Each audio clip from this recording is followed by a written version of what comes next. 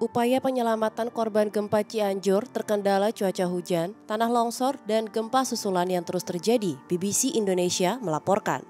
Sejak gempa pertama berkekuatan magnitudo 5,6 terjadi pada 21 November lalu, BMKG mencatat telah terjadi 171 kali gempa susulan di wilayah Cianjur dan sekitarnya hingga 23 November sore.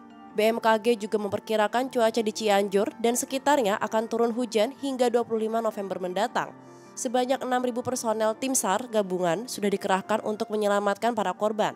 Kepala Badan SAR Nasional, Henry Alfiandi mengatakan kepada Reuters bahwa harapan hidup korban yang terjebak dalam puing-puing reruntuhan selama lebih dari 3 hari setelah gempa akan semakin menipis dan harus segera diselamatkan.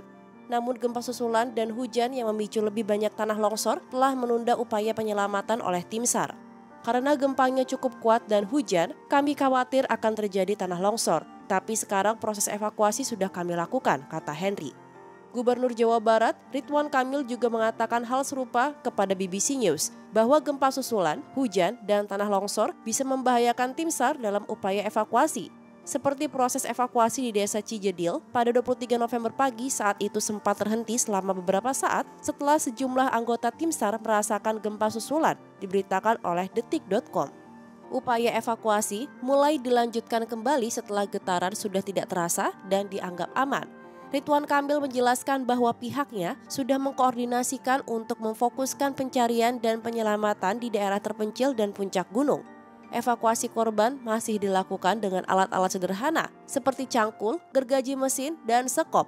Tim penyelamat juga masih berjuang melalui jalur darat dengan berjalan kaki dan menggunakan motor. Tapi jalur penyelamatan tidak selalu dapat diakses, mengingat banyak jalanan yang rusak akibat gempa.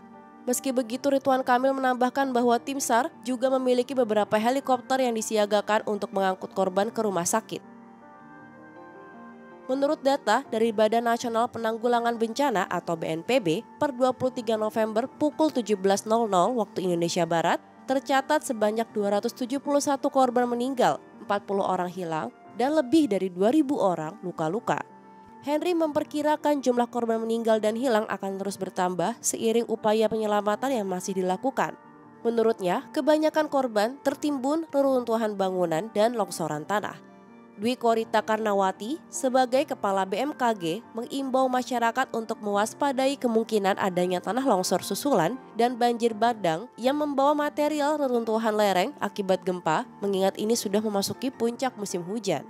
Sementara untuk gempa susulan, Dwi Korita mengatakan dalam sebuah pernyataan bahwa intensitasnya akan semakin melandai hingga 26 November mendatang.